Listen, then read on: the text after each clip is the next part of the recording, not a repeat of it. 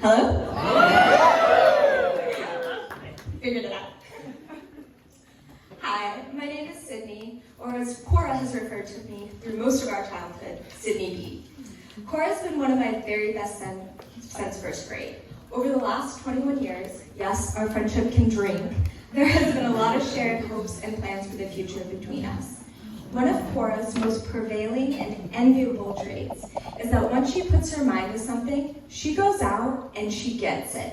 I have had the honor of watching her thrive in her education, her hobbies, and her career.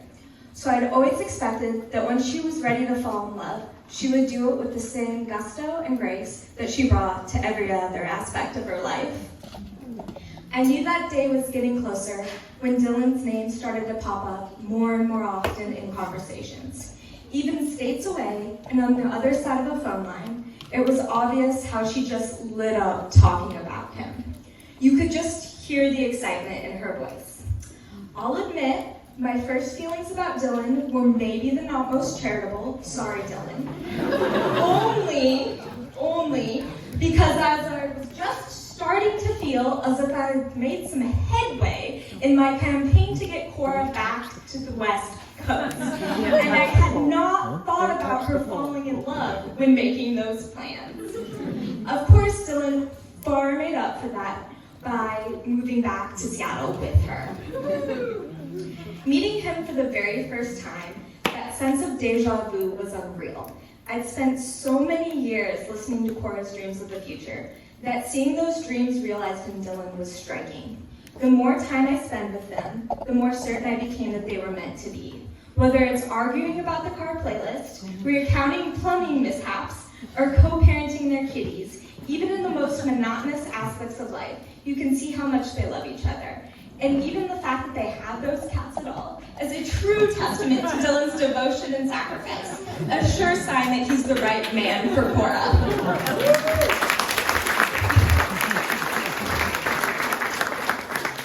Cora, I never doubted one day we'd be here, and it's wonderful to see you both get everything you deserve. I don't need to wish you happiness, it's so clear you've already found it. You and Dylan are some of my favorite people, and I'm so excited to witness the new dreams of the future you are building together. Cheers to you two.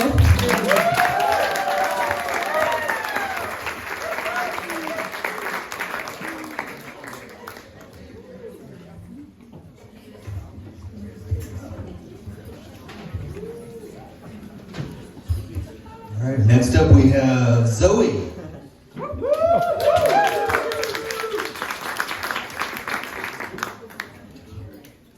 Hello everyone. It is such a pleasure to spend this special day with you all. I'm Zoe, I'm Cora's sister, and it is really surreal to be here at my little sister's wedding. I have been hearing about Cora's dreams for a rustic and beautiful barn wedding since high school, middle school, long time. But back then it was just a fuzzy dream. I had no idea it would have such stunning flowers and a delicious barbecue and a hand fasting and all. In this fuzzy barn wedding dream, I knew that we would be surrounded by the warmth of our family and the laughter of Cora's close friends. But who would Cora's husband be? Who is her life partner?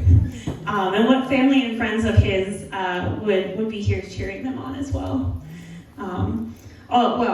The picture kept getting clearer the more we heard about this lawyer boy that Cora was dating. She was smitten from the start, and clearly the relationship had something really special. I'm grateful that I've gotten to know Dylan a bit over the years, bit by bit. We have diffused fake bombs together, we have played sports in the backyard, and I've gotten to see what a genuinely kind and supportive partner he is for my little sister. I know it hasn't been easy for them to be essentially long distance while she's working in Florida, but it is warmed my heart seeing Dylan be nothing but supportive of my sister in her career and her big aspirations. That's what I want for my Gypsy. And I'm just so glad that she has you, Dylan, and you have each other to lean on and be each other's biggest supporters. All this to say how incredibly special the Cora's wedding dream has become a reality, and that our family tree continues to branch and now includes Patty and Mark and Steve and Brad and all the rest of Dylan's family that I've had pleasure to meet this weekend. This joining of different families and the creation of new family cultures is one of my favorite things about marriage. And each family and each person, you just each bring your strengths and your experiences, and what grows out of it is even more beautiful than your individual parts. And I'm excited to see what culture you two build for your family. I'm excited to see what rituals will grow. I'm excited to see if you keep doing your Sunday coffee walks or when some new rituals spring up. I'm excited to see what happens. And one of the parts of Sean and my family culture is to literally jump for joy when exciting, joyful things happen. So I want to jump for joy for you all. And for this new culture that you're forming, I'm excited to see what it becomes. I'm excited to cheer you on over the coming years. And I love you both. Mwah.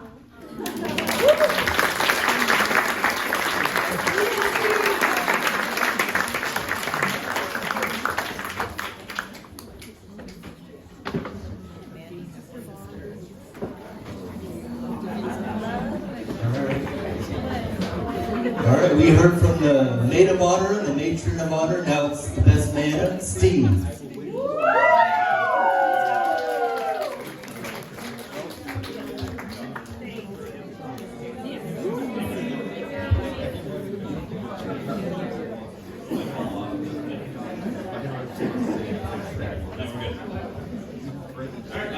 Thank you. I want to start off by saying a few things I'm thankful for. First off, I wanted to thank Dylan and Cora for the hard work and thoughtfulness it took to put this wedding together. In particular with the thoughtfulness, as a bigger guy, whenever you hear about a outdoor wedding, you immediately start to think about how much you're going to sweat. I appreciate choosing an appropriate place and temperature.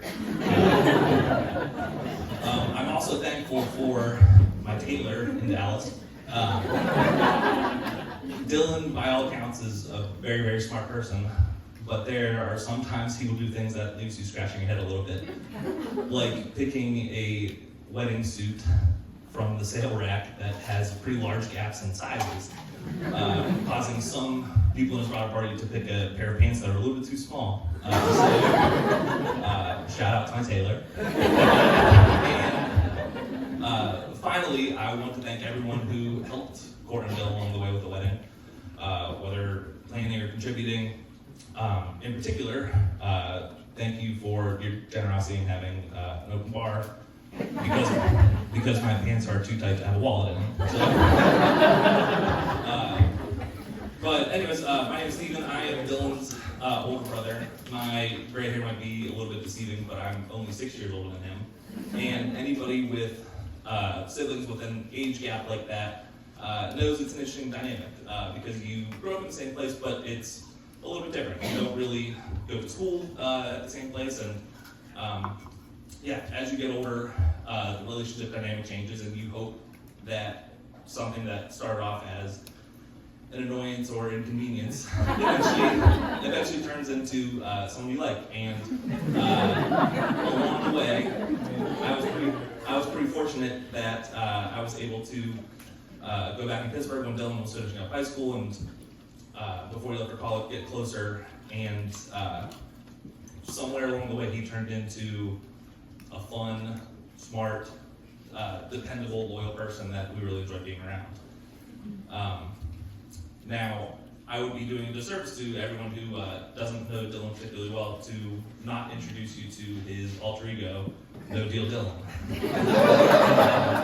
He got that nickname when he was working in Pittsburgh because he had a no-nonsense approach to his job and never really settled for anything and really kind of stood what he believed in. And I am really happy that he found somebody like Cora to get him to compromise, and it takes somebody special like Cora to pull him away from Pittsburgh and his friends, somebody who has a real tie to the city of Seattle. It could be Cora or Dylan's all-time favorite music artist, Macklemore. The pandemic obviously wasn't great for everyone, but it actually afforded Dylan and I an opportunity to speak almost daily. And I remember when he started talking about making more of an effort in the dating world, and I knew it wouldn't take very long for somebody to find Dylan and appreciate the things that we really like about him. I was also fortunate to be the first member of the family to meet Cora, and their chemistry was apparent right away. Among her other great qualities, I came to appreciate her intelligence and her challenging of Dylan.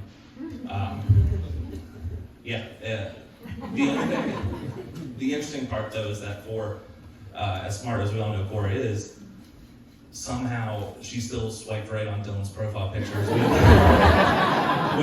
with very, very clearly staged suit pictures, like that's something normal people do.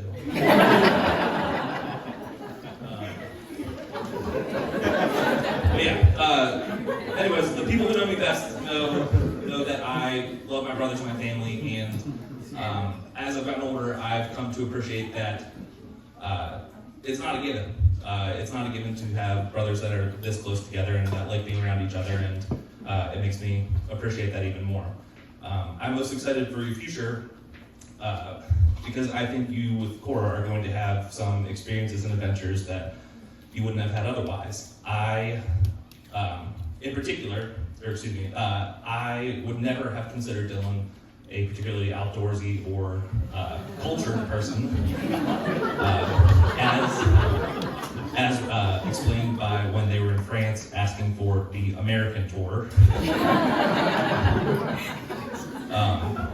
But trips like their honeymoon backpacking to Machu Picchu is hopefully just going to be the tip of the iceberg on things you're going to get to do and get to see. And the last part is that I can only hope there are certain things in life that you'll get to experience that you haven't yet in your relationship together. Since 2020 was there. Since then, Ohio State has not beat Michigan, so hopefully one day you get to experience that. But yeah, here's to Dylan and Cora.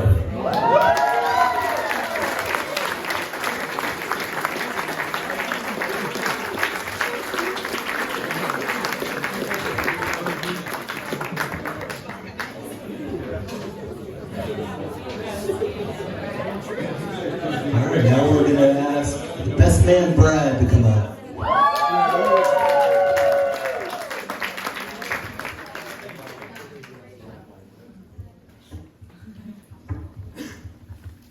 I just wanted to thank everyone for being here today for Dylan and Cora's special day. I know everyone traveled from all over, and it means a lot to Dylan and Cora to have everyone they care about in one room together. For those who don't know me, my name is Brad, and I'm Dylan's older bully. I mean, brother. Growing up, Dylan was a pretty perfect kid for the most part.